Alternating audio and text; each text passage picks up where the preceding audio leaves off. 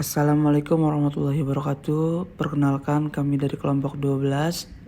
Di sini kami akan mempresentasikan tugas kami yang berjudul Kompensasi PHK dan Pesangon. Sebelumnya, perkenalkan, nama saya Suradi Nugroho dan kedua rekan saya adalah Harmalia dan Hafsyah Umul Arif. Latar belakang kompensasi PHK dan pesangon. Di era globalisasi seperti sekarang ini, permasalahan tentang sumber daya manusia atau tenaga kerja dalam suatu perusahaan menuntut untuk lebih diperhatikan. Sebab secanggih apapun teknologi yang dipergunakan dalam suatu perusahaan, serta sebesar apapun modal yang diputar perusahaan, tenaga kerja merupakan aset yang paling utama dalam kehidupan perusahaan. Karena tanpa adanya karyawan, maka peralatan dan modal tidak dipergunakan secara maksimal karena kemubaziran barang dan jasa. Selanjutnya adalah pengertian pesangon. Pesangon adalah kompensasi yang diberikan perusahaan kepada para karyawannya ketika mereka ingin mengakhiri masa kerjanya ataupun terkena PHK. Tidak hanya sekedar upah saja, uang pesangon ini juga merupakan ganjaran atas masa bakti dan juga prestasi karyawan selama bekerja di perusahaan.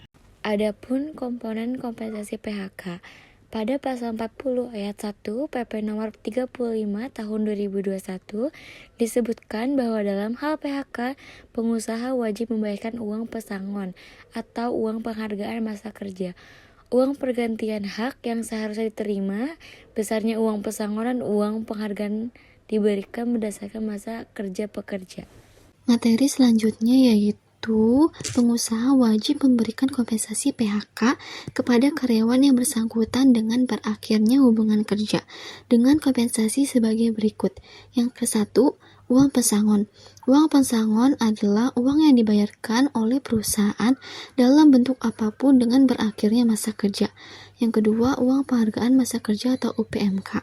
Uang penghargaan masa kerja atau UPMK merupakan uang atau kompensasi yang dibayarkan perusahaan kepada karyawannya yang telah bekerja minimal 3 tahun dan terkena PHK perusahaan.